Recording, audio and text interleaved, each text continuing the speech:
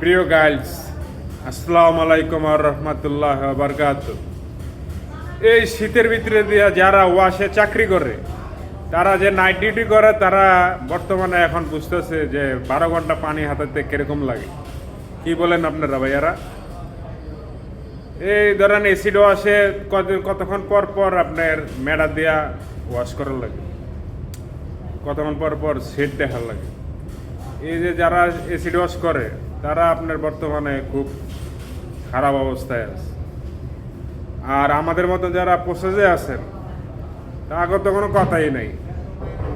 Village, enzyme, কিলিন এবং আপনার tick, এইসবেতে আপনার অনেক জ্বালা আছে, অনেক ইয়ে আছে। কিন্তু এখন বর্তমানে সবাই দোয়া করবেন জানি শীতটা একটু আপাতত কমে।